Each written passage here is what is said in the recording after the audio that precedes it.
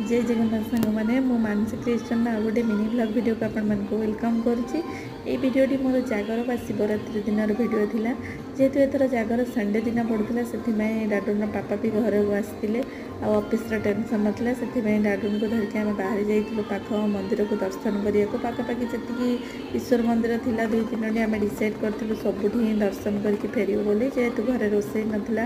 आम समस्त उपवास थिला आउ देन ऑफिस टेंशन भी नाला जेहेतु सब टेंशन फ्री थिला से आम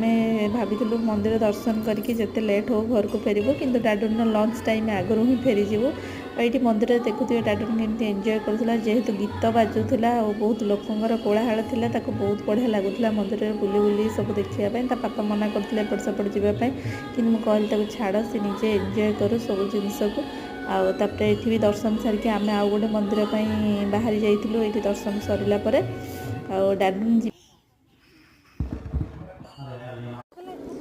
आम जो गाड़ी पाखक आसलु डाडून निजे निजे ही माने चली चली जो दौड़ी दौड़ी गाड़ी पाखक जाई माने दौड़ी की पड़ोला भारी खुशी लगुला से निजर पापार स्कूटी को से जानी पारुला ए सब जिनस को से जानीगला कौटा कौन सब जिनस गोटे गोटे से जानी देखी पार्थ कि निजे निजे चली जाऊला गाड़ी पाखक एटा खुशी लगुला देखिकी तापर आम से बाहर जाइलु आईटी देखिपे आम ये कॉलोनी देकी आसुलु से पापा को जनाऊे यहाँ आम ओम्स गोटे पुराना कॉलोनी थिला आईटी भी किसी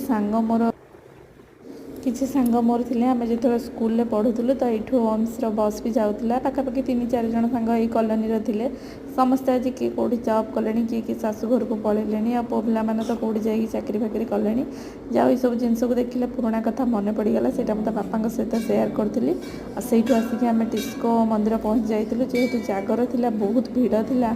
ठाकुर दर्शन जहा भलरे